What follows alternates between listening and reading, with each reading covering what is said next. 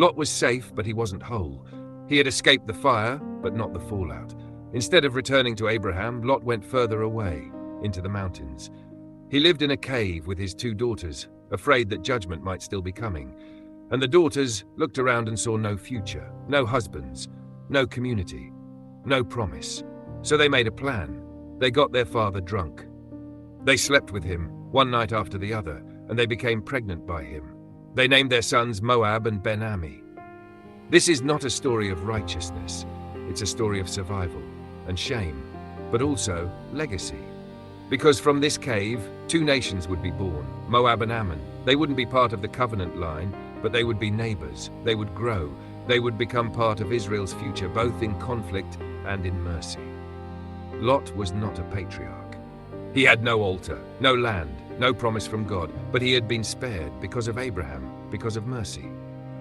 And now, even in disgrace, his name would carry on, not through glory, but through a shadow of Eden. Because once again, there is a man, there is fruit, there is shame, and there is exile. It's the same pattern, only this time there is no serpent, just fear, and the memory of fire still burning behind them. But this is not the end of Moab and Ammon.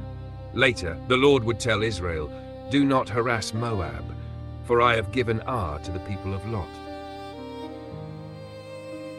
And from Moab would come a woman named Ruth, a woman who would join herself to the God of Israel and become the great-grandmother of David. The story of Lot's daughters is not about what should have happened, it's about what did. It's not clean, it's not proud, but it's remembered.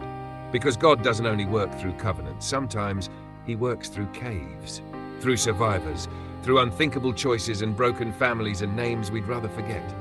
Moab, Ammon, they weren't accidents, they were people, and they were part of the plan. Even when shame surrounds it, God still brings forth nations, and he never stops writing the story.